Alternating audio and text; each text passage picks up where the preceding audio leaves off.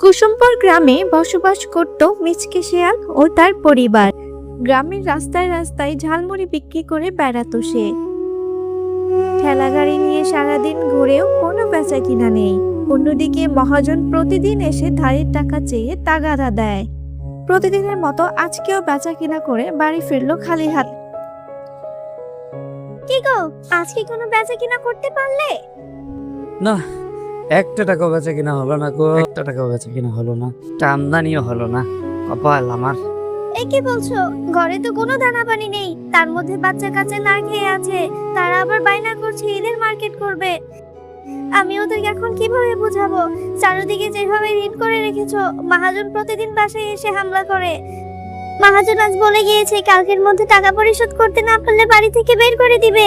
কাছে তো চাল ডাল কিনারে টাকা পয়সা নেই, আমি ধার কোথা থেকে পরিশোধ করবো গো বউ? তাহলে কি সত্যি সত্যি আমাদের কালকে বাড়ি থেকে বের হয়ে যেতে হবে নাকি? তুমি কোনো চিন্তা করো না গো বউ, একটা না একটা ব্যবস্থা করছি। সত্যি কি কোনো ব্যবস্থা হবে নাকি তুমি আমাকে মিথ্যা সান্ত্বনা দিচ্ছ? ও বাবা, আমাকে একটা লাল জামা কিনে দিবে না? কি রে টুম্পা, সারাদিন নাওয়া খাওয়া রেখে কোথায় বেরিয়ে বেড়াস? এই বুঝি বাসায় আসার সময় হলো? যেখানে 2 মুঠো ভাত মুখে দিতে পারি না, সেইখানে আবার লাল জামা চায়। আহা, মেয়েটাকে বকছো কেন? যা, হাত মুখ ধুয়ে আয় মা, আমরা একসাথে খাবার খাবো। বাবা জানো, আজ না ওই পাড়ায় মিলি আমাকে অনেক অপমান করেছে। বলেছে, টুম্পা দেখ, আমার বাবা আমাকে কত সুন্দর একটা লাল জামা কিনে দিয়েছে। এই বাড়িতে তোর বাবা তোকে কি দিল রে? আমার বাবাও বলেছে আমাকে এবার অনেক সুন্দর একটা লাল জামা কিনে দিবে।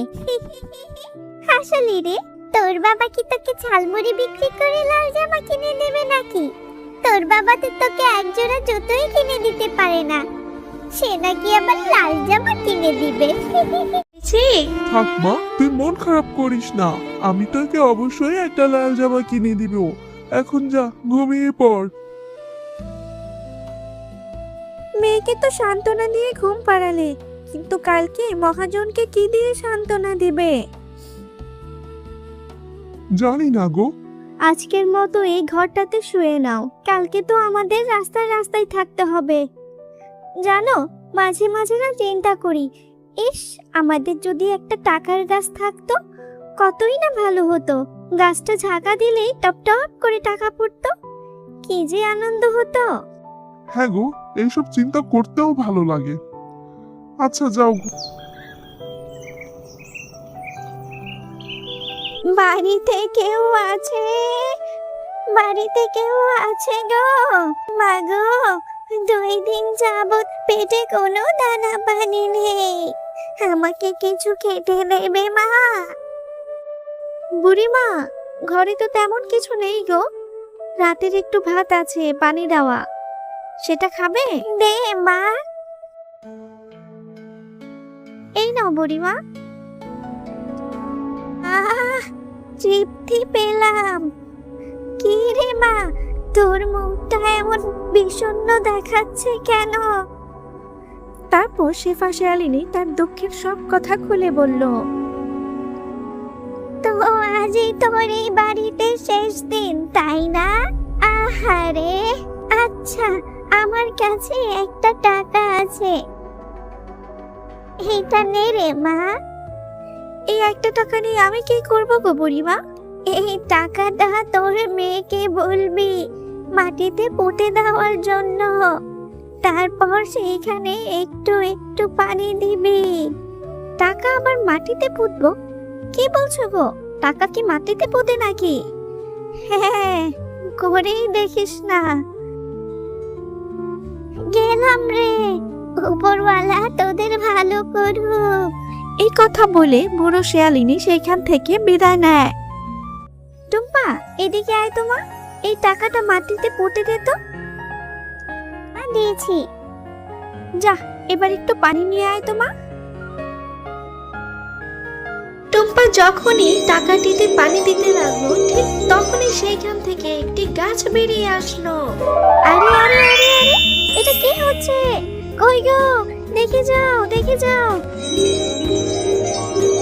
টাকা থেকে টাকার গাছ কিভাবে হয়ে গেল? এ কি কাণ্ড!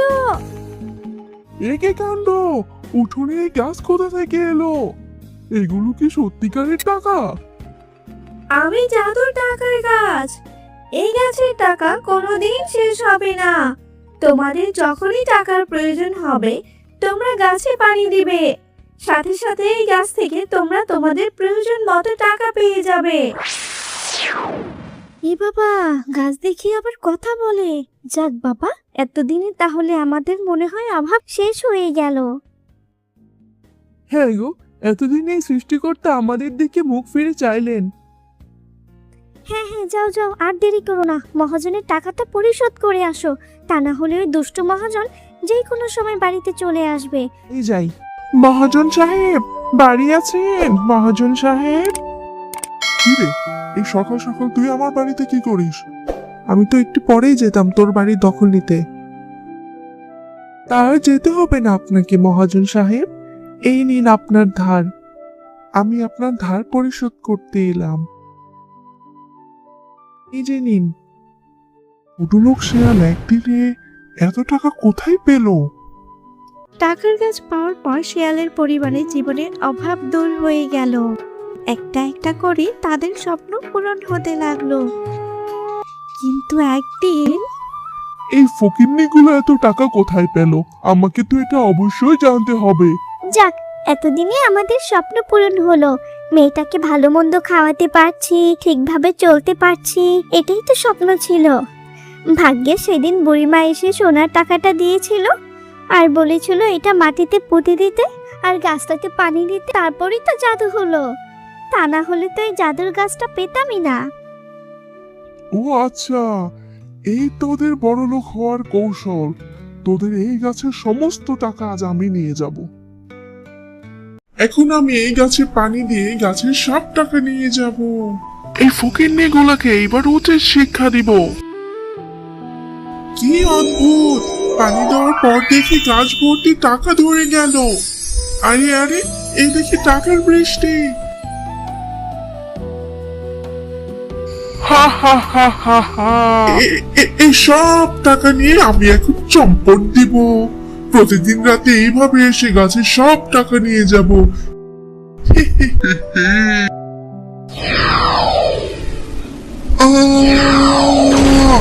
বাঁচাও, বাঁচাও আমাকে, গাছে দেখি কারেন্ট দেওয়া। মরে গেলাম গো, জ্বলে গেলাম, কেউ বাঁচাও আমাকে। শরীরের ভেতর সব হাড়গোড় ভেঙে যাচ্ছে। দুষ্টু ভাই, আমার কাছে টাকা শুধুমাত্র সরল মানুষদের জন্য, আর তোর মতো লোভীদের জন্য হলো আমার এই উপহার। তুই ভেবেছিলি এদের ভাগ্য তুই নিয়ে নিবি, তাই না? এটা কখনোই সম্ভব না। মনে শুধু লোভ আর লোভ।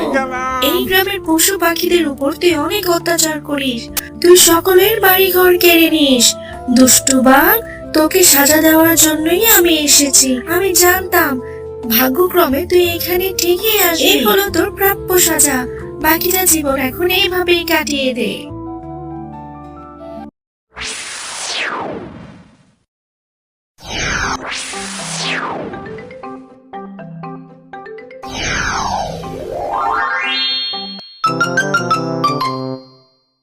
টয়া, আমি বাজারে যাচ্ছি রে মা। বাড়িতে তো কোনো বাজার নেই, তুই বাড়িতেই থাকিস। আমি আসার সময় তোর জন্য একটা চকলেট কিনে আনবো, কেমন? মা, তুমি বাজারে যাচ্ছ? আমাকেও তোমার সাথে নিয়ে যাও না মা। তোকে আমি কিভাবে নিয়ে যাব বল? তুই তো সাথে গেলেই বলবি এটা কিনে দাও, ওইটা কিনে দাও। আমার কাছে তো অত টাকা নেই রে মা। আর তুই আমার সঙ্গে গেলে সারাক্ষণ বায়না করতেই থাকবি, সেটা আমার খুব ভালো করে জানা আছে। আমার কাছে তো কোনো রকম শুধু সবজি কেনার টাকা আছে রে মা। এর চেয়ে বরং তুই বাড়িতেই থাক, আমি তোর জন্য চকলেট কিনে আনবো। ও মামা, আমাকেও নিয়ে যাও না, আমি কোনো মাইনা করব না। তোমার সঙ্গে বাজারে গেলে আমারও খুব ভালো লাগবে। আমার কাছে যে টাকা আছে সেটা দিয়ে কিন্তু বাজারে ঠিকভাবে আসবে না। তুই কিন্তু কোনো কিছুর জন্য বায়না করতে পারবি না। এখন তাড়াতাড়ি চল, দেরি হয়ে যাচ্ছে। এরপর টয়া ও তার মা বাজার করতে যায়। টয়ার মা যখন বাজার করছিল তখন টয়া বাঘিনীর দোকানের তরমুজের দিকে ট্যাপ ট্যাপ করে তাকিয়েছিল। মা, মামা, পাশের দোকানে বাগমামির দোকানে দেখো কত সুন্দর তরমুজ বিক্রি করছে। তরমুজগুলো থেকে কত সুন্দর ঘ্রাণ বের হচ্ছে, তাই না মা? হ্যাঁ রে টয়া, তরমুজগুলো দেখতে তো খুবই সুন্দর, একদম রসালো টাইপের মনে হচ্ছে। কিন্তু কি হয়েছে রে মা? ও মামা, তাহলে আমাকে ছোট দেখে একটা তরমুজ কিনে দাও না। ওই তরমুজগুলো দেখতে আমার কাছে যে খুব লোভনীয় মনে হচ্ছে, দেখে আমার খেতে খুবই ইচ্ছে হচ্ছে মা। আমি তোকে বাজারে নিয়ে আসতে চাই না, এই জন্যই তোকে কত করে বললাম, আমার কাছে কিন্তু কোনো বাড়তি টাকা পয়সা নেই। আর এখন তরমুজের যে দাম, আমি তোকে তরমুজ কোথা থেকে কিনে দেব বল? ও মা, আমার যে তরমুজ খাওয়ার জন্য ভেতরটা ছুটে গিয়েছে, মনটা খুব আনচান করছে। আমাকে ছোট দেখে একটা তরমুজ কিনে দাও। আমার কাছে যে টাকা আছে সেটা দিয়ে মনে হচ্ছে আজ সবজি কিনতে পারবো না। আচ্ছা ঠিক আছে, চল বাগমামার দোকানে যেয়ে দেখি কি বলে। বাগমামা যদি ছোট দেখে একটা তরমুজ দিতে রাজি হয় তাহলে কিনে দিব, তা না হলে কিন্তু কিছুদিন পরে কিনে দিব, বুঝলি? বাগমামা, আপনার দোকানের তরমুজগুলো দেখতে খুব সুন্দর লাগছে। দেখে মনে হচ্ছে খুবই টাটকা হবে, ভেতরে অনেক লাল হবে। মামা, বাকিতে একটা তরমুজ দিন না, আমি আপনাকে 2-3 দিন পরেই টাকাটা দিয়ে যাব। আরে শেফা, তরমুজ কিনতে এসেছিস, তাও আবার বাকিতে? বাকির নাম ফাঁকি। আমার দোকানে কোনো তরমুজ আমি বাকিতে বিক্রি করি না, নিলে নগদ টাকা দিয়ে নিতে হবে। 400 টাকা দে, টাটকা দেখে আমি তোকে একটা তরমুজ দিচ্ছি। বাকিটা কি আমার দোকানে হবে না রে? মামা, আমার মেয়েটা তরমুজ খাওয়ার জন্য খুব বায়না করছে, দিন না একটা ছোট দেখে, আমি 2-3 দিন পরে এসেই টাকাটা দিয়ে যাব। আরে শেফা, তুই তো বড্ড জ্বালাতন করছিস, কাজের সময় ডিস্টার্ব করিস না তো। এখন যাই এখান থেকে, আমাকে একটা নতুন কাস্টমার ধরতে দে। বাকিতে আমি কোনো তরমুজ দিতে পারবো না, নগদ টাকা নিয়ে এসে আমার থেকে তরমুজ নিয়ে যা। আচ্ছা ঠিক আছে বাগমামা, একটা তরমুজের জন্য আপনি আমাকে কত কথাই না শোনালেন, অথচ আমার স্বামী বেঁচে থাকতে আপনাদের সবার কত না উপকার করেছে। দিতে হবে না আপনাকে তরমুজ, আমি আমার মেয়েটাকে নিয়ে এক্ষুনি চলে যাচ্ছি। তারপর শিয়ালিনী তার মেয়ে টয়াকে নিয়ে সেখান থেকে মন খারাপ করে চলে যায়। মা, তোমার তো রান্না করতে অনেক দেরি, ততক্ষণে আমি একটু বিলির সাথে খেলে আসি। তুই না বললি তোর অনেক ক্ষুধা পেয়েছে? এত ক্ষুধা নিয়ে আবার কিভাবে খেলবি? এখন আর যেতে হবে না, আমার রান্না প্রায়ই হয়ে এসেছে। হ্যাঁ মা, তুমি মন খারাপ করে আছো, আমি জানি। আমাকে তরমুজ কিনে দিতে পারোনি, তাই তোমার মনটা খুব খারাপ। তুমি আর মন খারাপ করে থেকো না মা। খুব বুদ্ধি হয়েছে তাই না? মায়ের মন খারাপ তুই বুঝতে শিখে গিয়েছিস। আচ্ছা ঠিক আছে, আমার টাকা হলে আমি অবশ্যই তোকে একটা তরমুজ কিনে দিব। এখন যা, তাড়াতাড়ি খেলে বাড়িতে তাড়াতাড়ি চলে আসবি।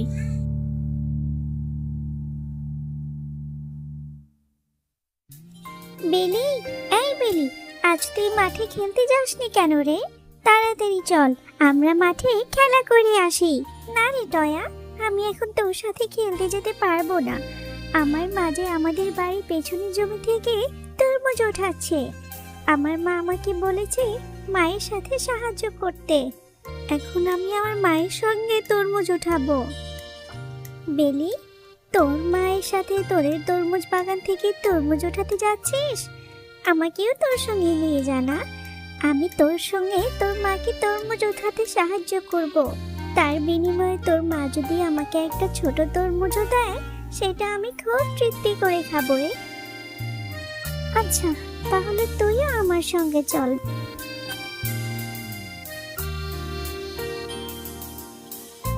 মা, তোমার তরমুজ উঠানো কি হয়ে গিয়েছে? আর তরমুজ কি পেকেছে? আমাকে একটা দাও তো মা। আর দেখো, আমি টয়াকেও সঙ্গে করে নিয়ে এসেছি। টয়া নাকি তরমুজ খাবে, ওকেও একটা তরমুজ খেতে দাও না মা। আজ আর তরমুজ উঠাবো না রে বেলি, চল তাড়াতাড়ি বাড়িতে যেতে হবে। তোর আর আমাকে সাহায্য করতে হবে না। আর বলছিস টয়াকেও তরমুজ দেওয়ার কথা। 1 কেজি তরমুজের দাম কত জানিস? 400 টাকা করে।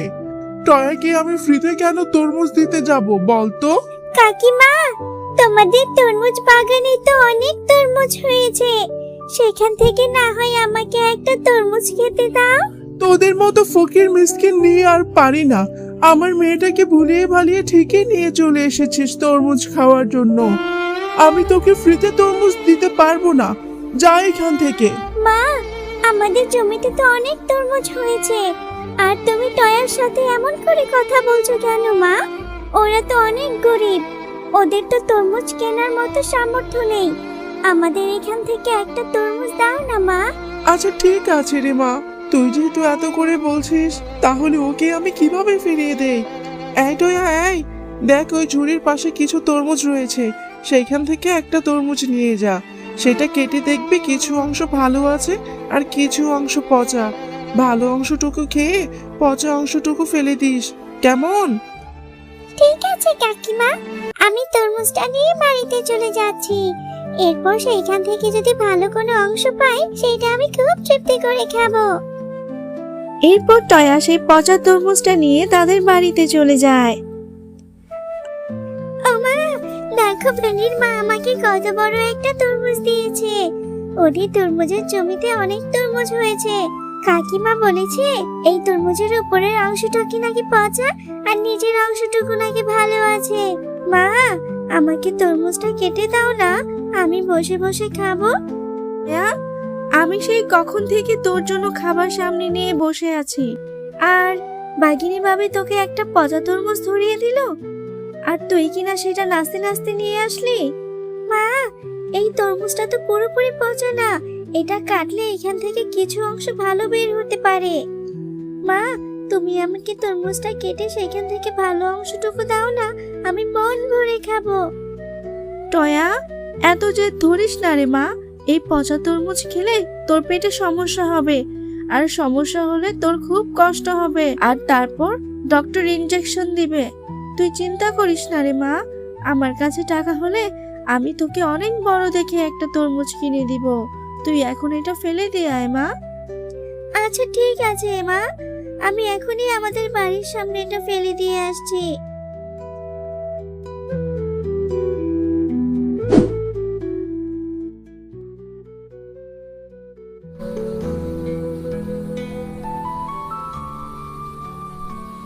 কি রে টয়া মা, এত রাত হয়ে গিয়েছে, তুই এখনো খাবার খাচ্ছিস না? আর মন খারাপ করে থাকিস না রে মা, আমি তোকে কথা দিচ্ছি, টাকা জমিয়ে জমিয়ে আমি তোকে অনেক বড় একটা তরমুজ এনে দিব। এখন খাবার খেয়ে নে রে মা। আচ্ছা ঠিক আছে মা, আমি আর মন খারাপ করব না। চলো আমরা খাবার খেয়ে ঘুমিয়ে পড়ি। আহারে, টয়া মেয়েটা একটা তরমুজ খাওয়ার জন্য কতই না মন খারাপ করছে, কিন্তু ওর মা ওকে একটা তরমুজ কিনে দিতে পারছে না। ওদের একটা তরমুজ কিনে খাওয়ার মতো সামর্থ্য নেই। আমি জাদু করে এইখানে কিছু জাদু করে তরমুজের বীজ ফালিয়ে দিচ্ছি, এইখান থেকে ওরা প্রতিদিন অনেক তরমুজ খেতে পারবে। পাশাপাশি এইখানে তরমুজের গাছ থেকে একটা করে স্বর্ণের তরমুজ হবে, যেটা ওরা বিক্রি করে ওদের অভাব দূর করতে পারবে।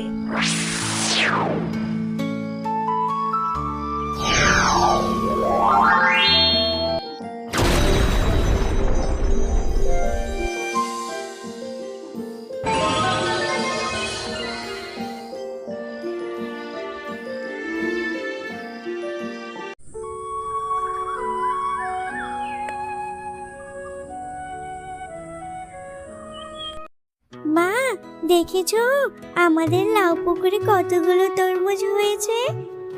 কালকে যে পচা তরমুজটা ফেলে দিয়েছিলাম, সেখান থেকেই মনে হয় এতগুলো তরমুজ হয়ে গিয়েছে। তাই তো দেখছি, পাশেই আবার একটা সোনার তরমুজ। এই সোনার তরমুজ আর তরমুজের গাছ কোথা থেকে? টয়া, তোমরা মা ও মেয়ে অনেক ভালো, তোমাদের মন খুব পরিষ্কার, আর সেই জন্যই তোমার সেই পচা তরমুজ থেকে এই লাউ পুকুরে এতগুলো তরমুজ হয়েছে। এই লাউ পুকুরে তরমুজ কখনোই শেষ হবে না। তোমরা এই লাউ পুকুর থেকে যত খুশি তত তরমুজ ছিঁড়ে খেতে পারবে, আর পাশাপাশি বিক্রি করে তোমাদের সংসারের অভাবও দূর করতে পারবে। আরে, এইটা দেখে জাদুর তরমুজের বাগান, তাহলে কি সত্যি আমার মেয়ের মনের আশাটা এতদিনে পূরণ হয়ে গেল?